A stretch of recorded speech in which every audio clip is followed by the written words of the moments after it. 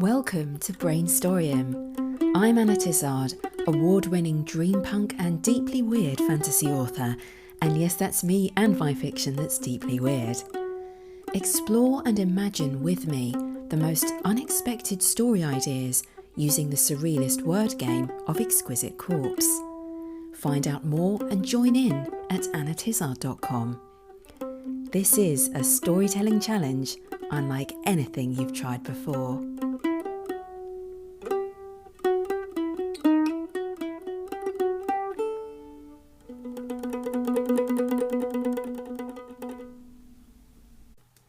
Hello, imaginative people. I'm Anna Tizard, and this is episode 56 of Brainstorium. I have some wild and crazy ideas for you today, brought to you through the strange magic of a surrealist word game, and by you. That's right, I have received some incredible story ideas from my very talented, creative listeners, and it is these I will share with you before we dive into the rabbit hole of our imaginations once more.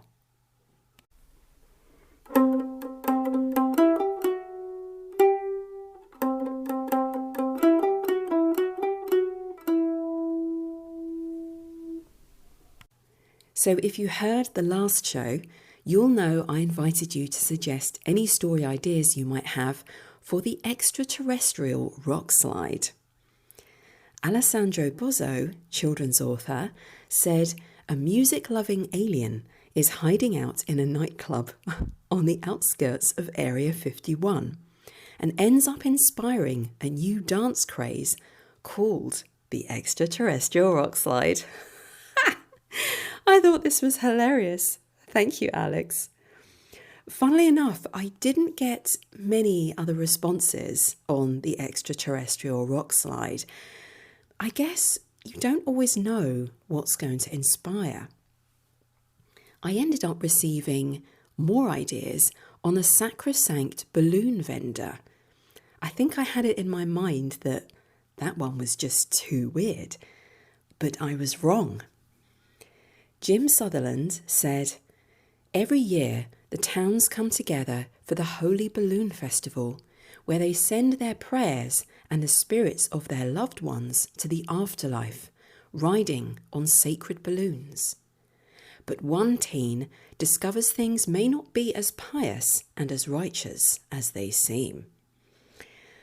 Ooh, there's something deep and disturbing here. A dystopian tale with secrets to be revealed that are going to shake the foundations of a whole society that seems pious from the outside. Jim followed up with me and said, "I have the whole story plotted out in my head already and will be writing it out. Thanks for the prompt." My pleasure. And please get back to me when this is written and published. The same goes for any other writers out there. If you write and publish a story or even a novel based on one of the prompts on the show, I want to know about it. I can share the URL of where to read or buy the story so any of us can look it up and enjoy it. I think one day I'd like to set up a page at annatizard.com dedicated to sharing links and information about where you can find listeners' Exquisite Corpse inspired stories. How cool would that be? Anyway, more story ideas based on the sacrosanct balloon vendor. Nick Vrekar said, "The balloon shop was sacrosanct, a landmark in a city that built itself up around it. The girl bought a balloon from the vendor. She had heard of the shop and their balloons, always revered, but the further she walked away from the vendor, the more ordinary the balloon appeared." There's a mystery here waiting to be revealed. It makes me wonder how or why this balloon shop originally began as a city's holy centre. I'm intrigued. Thank you, Nick, for your idea. Now, Erin McConnell wrote a piece of flash fiction on this, just short enough for me to share with you, and it goes. Every year, the town held a great festival for Thanksgiving. And every year, the balloon vendor would release one special balloon, one golden balloon, that would reveal a great truth to one special person. The vendor stepped forward to a great hush. Everyone knew this moment was very special indeed. He lifted the balloon, letting it sparkle in the sunlight. An awed gasp rose from the children that knelt at the front. At the nod of the mayor, the vendor solemnly snipped the cord, letting the balloon float away. It looked as if it would skate over the trees or get lost in the forest.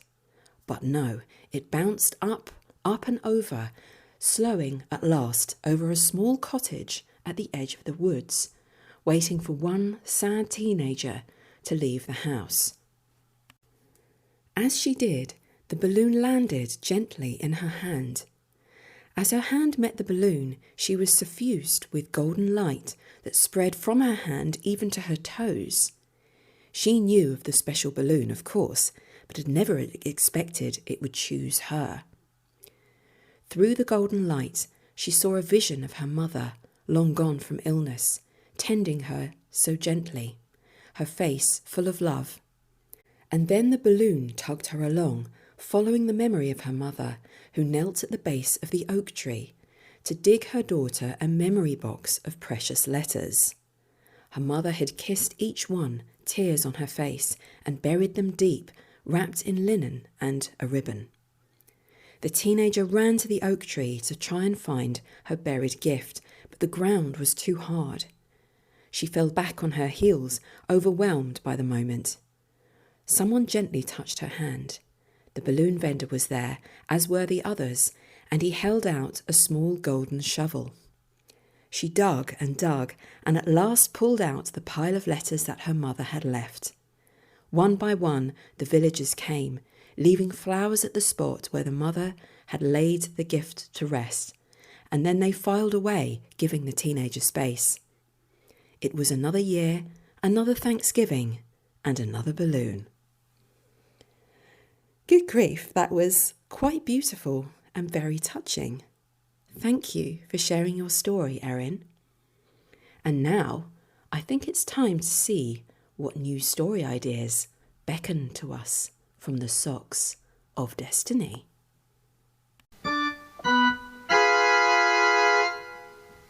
Here goes. Oh, and for those who haven't listened before or haven't played Exquisite Corpse before, the game creates a bizarre sentence by mixing words from different people and creates a structure that goes describing word noun, action, describing word noun. So I'm reaching into the describing word sock for our first word, which is from social media ID even, Iggy_RB. Playful. Let's try for our second word, which will be a noun. This is from Wendy. Parent. Okay, let's try for an action for a playful parent. This is from Go Rhyming, another social media ID. Kissed. Okay. Let's try for another describing word. This is from Fraser Armitage, the sci-fi writer. Successful. Final noun is from Sean, also known as Blue Wizard Facts. Satire. Okay, so the entire Exquisite Corpse is the playful parent kissed the successful satire, as you do. Well, to start with, I admit I had to clarify what satire means, because having spent a large part of my childhood in Narnia, I'm more familiar with fauns and centaurs. So I looked up satires just to be sure. So a satyr is a male nature spirit with the ears and tail of a horse. So presumably the rest of him is just like a man. He's associated with wine, love, music and dance. Curious that this one kisses a playful parent. That does seem to go with the mood of a satyr in this definition. And a successful satyr? Well, that would be one that receives kisses, I imagine, and dances well, is a good musician. So what of this playful parent who kisses him? I think we have a tired mother, an exhausted mother of a 6-month-old baby who organises an afternoon off. She leaves her baby with her partner, who agrees it's time she had a night out with the girls, if she can just stay awake long enough. It's midsummer and the smell of freshly cut grass is in the air, mingling with the scorched meat smell of barbecues. She and her friends go to a local park where a big picnic has been organised. Just bring a bottle, pay a small fee, and you get to enjoy a big buffet and live music. I think her name is Suzanne. She's sitting on the blanket, so tired, but by now pleasantly warm from an afternoon of golden sun and lazy chatter. She feels quite dreamy and hasn't said much all day, content just to listen to the weird stories of her friends, some of whom are still single or dating or have funny anecdotes from their office jobs. Dusk falls like a slow creeping curtain over the park. The music changes. Suzanne sits up and glances round. She hadn't really noticed the band before. All afternoon, 2 guitarists and a mandolin player had dabbled around pop song covers, lending each tune a whimsical lilt. But now, something new settles into the never-ending twists of melody, the touch of an Irish jig, a gentle dance of notes pattering around her in the gathering shadows like small, invisible feet. Suzanne tries to make out these strange shapes that seem to be made of small faces, cheeky smiles snatched away the moment her eyes rest on them. She strokes a hand over her forehead. Is she overtired? Have her friends noticed anything? Their chatter seems continuous, though subdued now.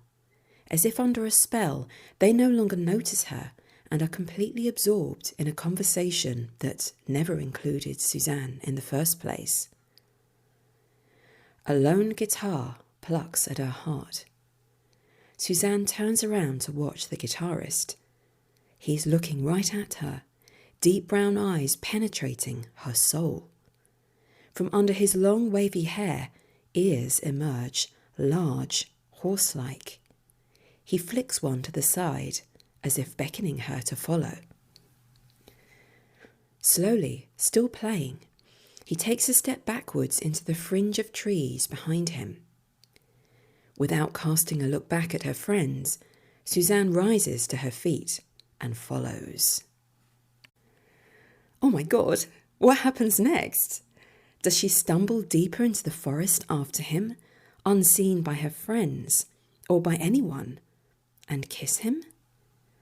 If this is a really short story, you could just follow it through with that and have her return to her normal life afterwards, wondering if it was real, but then discovering that something about her has changed.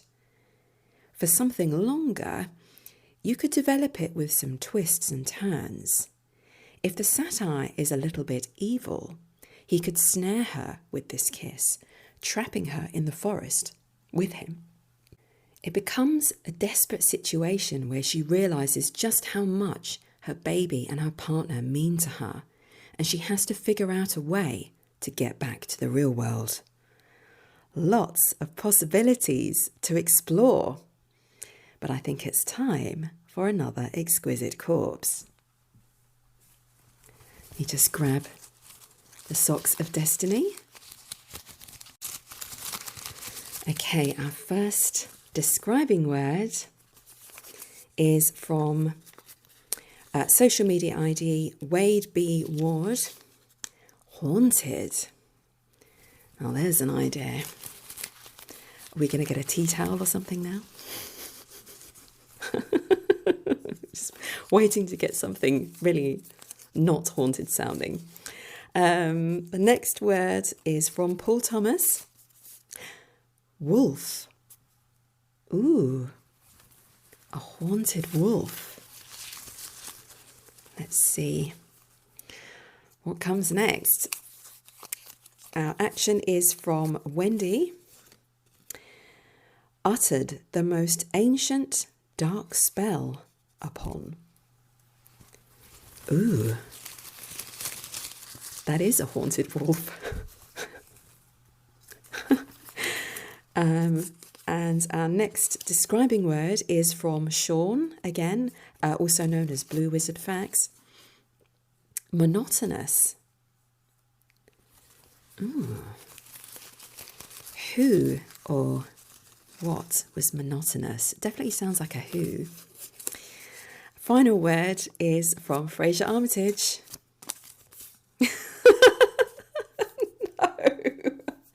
No, it's podcast. How can it be podcast? I was waiting for a character to have a spell cast on them by a haunted wolf. How cool would that be? Oh gosh. I think I'm going to need some green tea before I can work this one out. So it's been brewing for a little while now. So let's just give that a stir.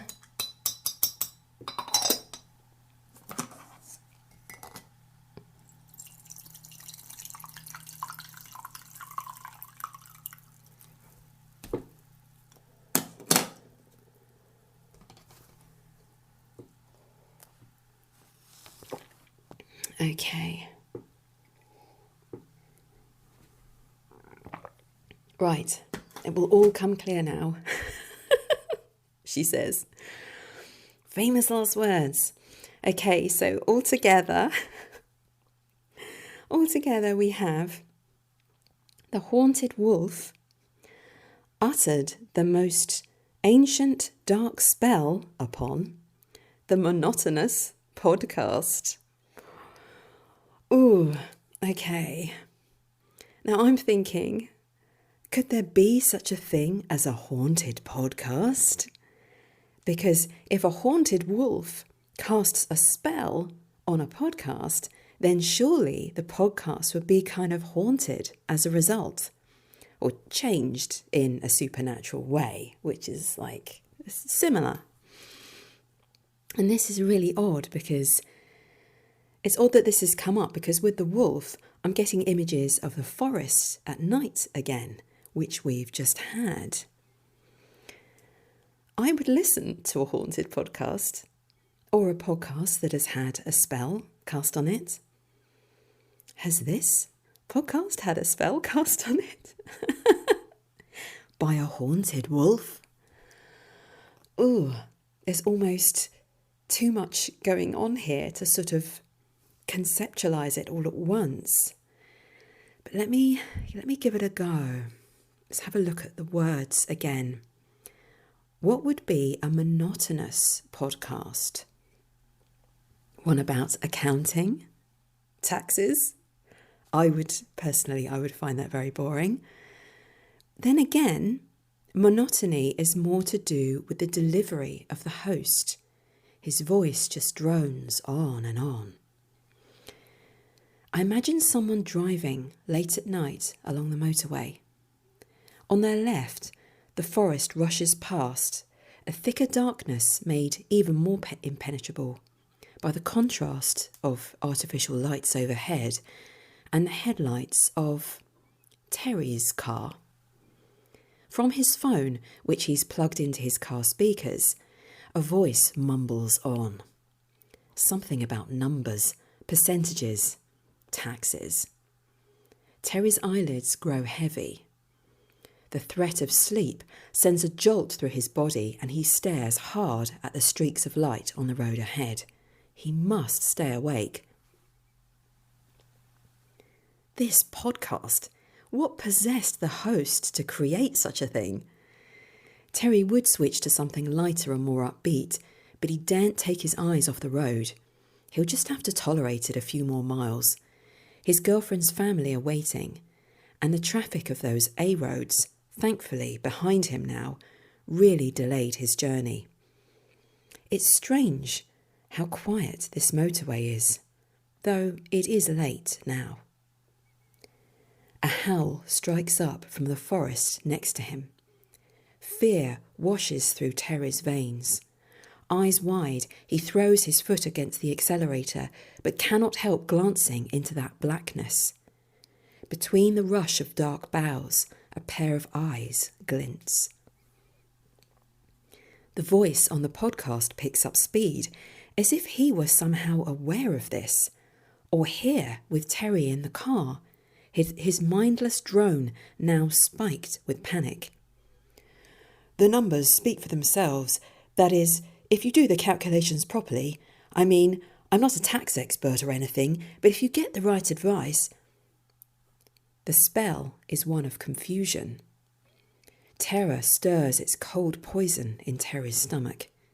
He may not have a clue about accounting, has never met the host of this podcast, but suddenly their experience is one and the same. The voice and the call of that wolf are in the car, quickening through Terry's nerves. What next? Does he crash the car? End up a victim to the haunted wolf? Or does he arrive late and thoroughly shaken at his girlfriend's parents' house, unable to explain what has just happened? A gibbering wreck. What if they're playing the same podcast in the background? So it feels like the voice has followed him there, even if the wolf hasn't. What if the podcast host is an unexpected guest that evening? How weird would that be? What might that lead to? What does it mean? Does the podcaster say some strange, inexplicable things about wolves and the supernatural? I feel like this is one to start writing without having a clue what happens in the end. One more for the road. Okay, I'm digging deep into the describing word sock, and I have got, this is from Wendy, unaffected. Okay, next word is from Robin the Mail Lady, earthworm. Oh no.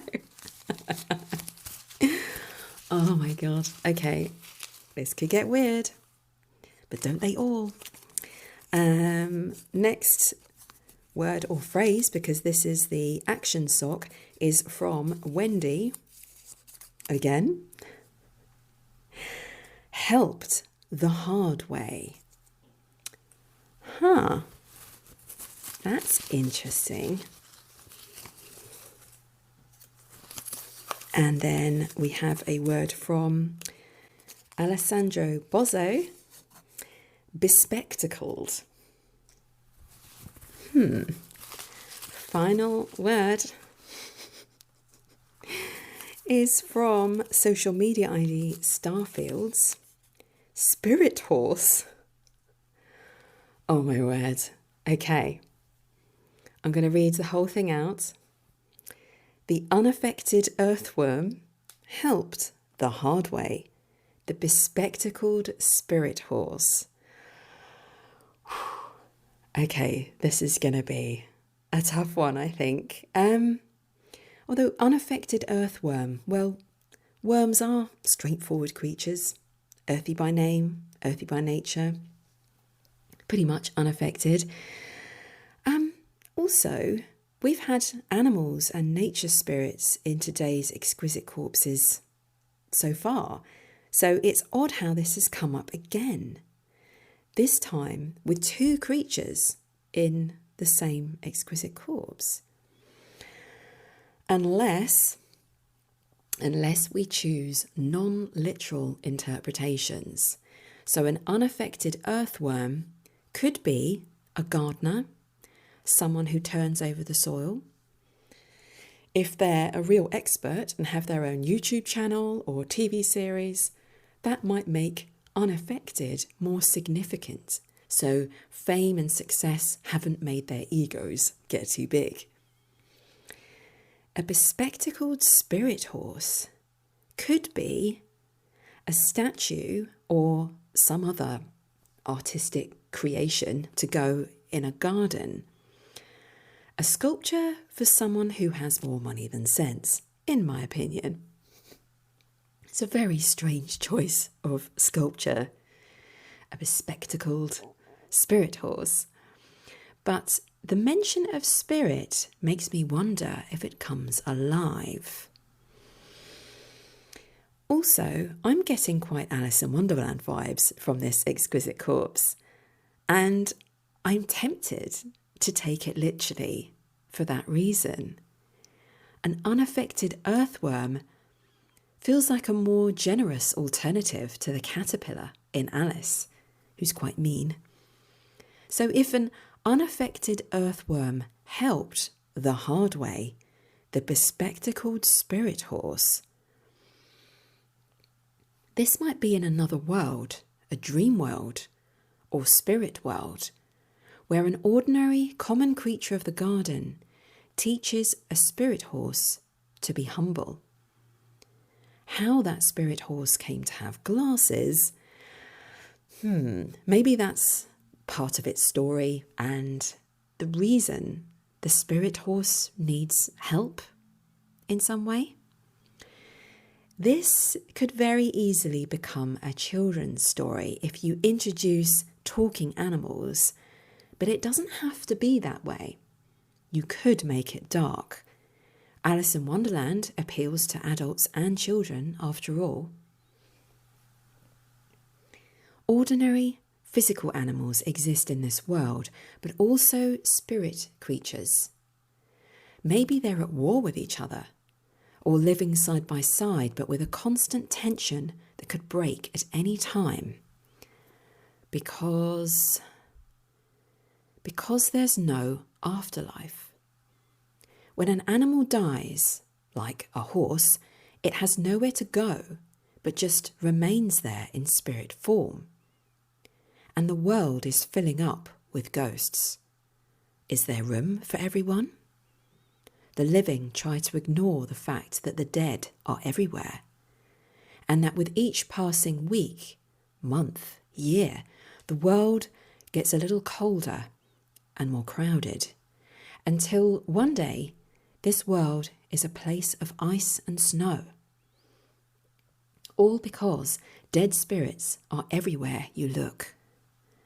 While they don't take up physical space, they prefer not to pile on top of one another, so they can at least pretend they're alive, floating free. In fact, some of them are trying so hard to appear alive that they wear clothes, spectacles. For this is a world of animals who aspire to be like the humans who once ruled this place, before humans became extinct. How did that happen? This story could have a very dark core to it. You start with the original image and work your way backwards to the origins, to the reasons why.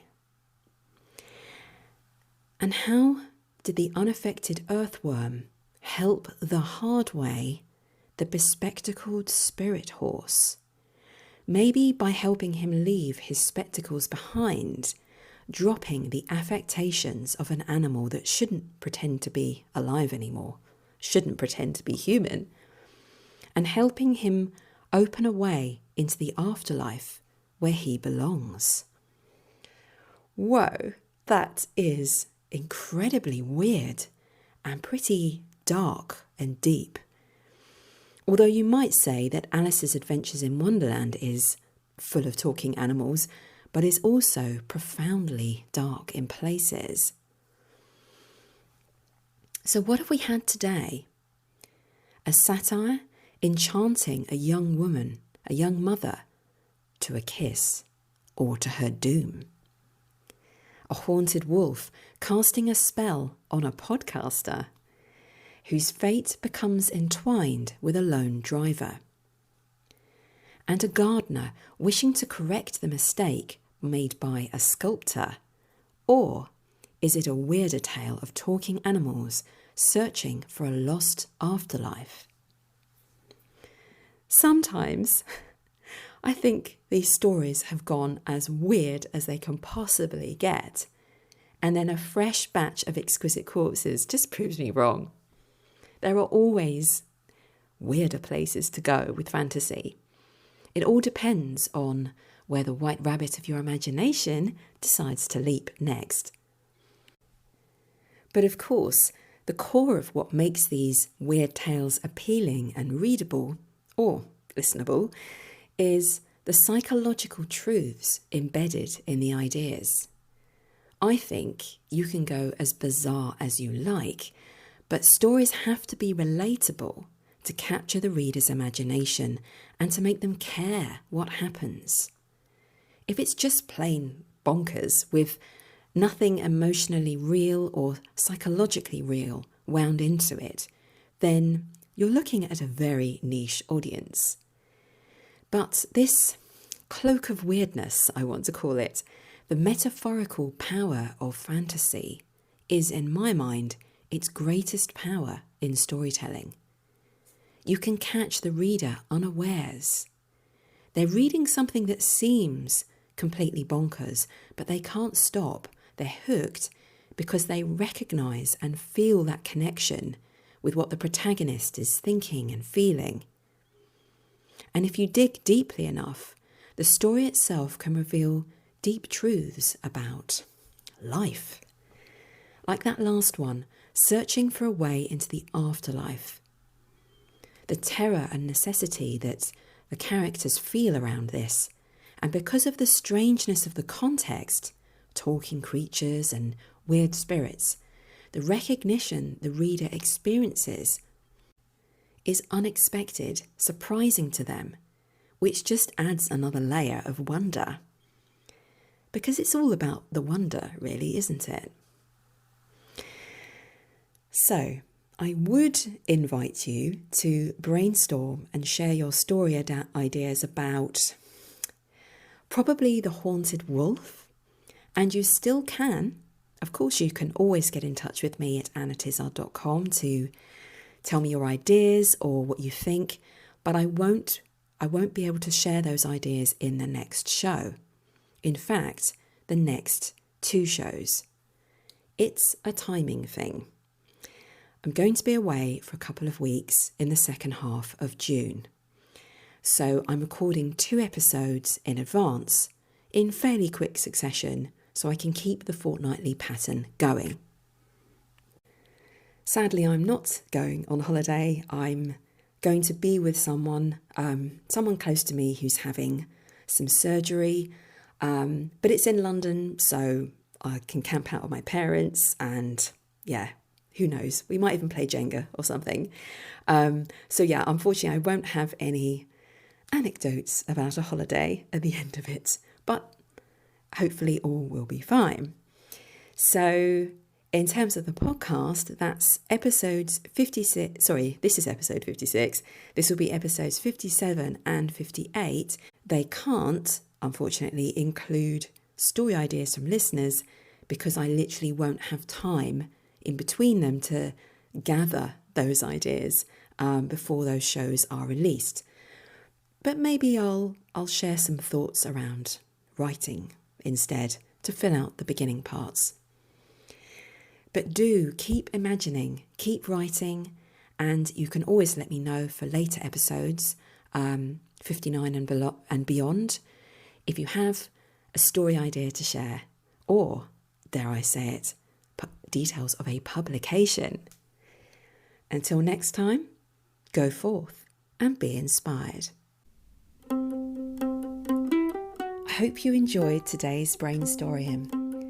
You can find out more about Exquisite Corpse and my series, The Book of Exquisite Corpse, at annatizard.com. Subscribe to my e-newsletter and you'll get Volume 1 for free.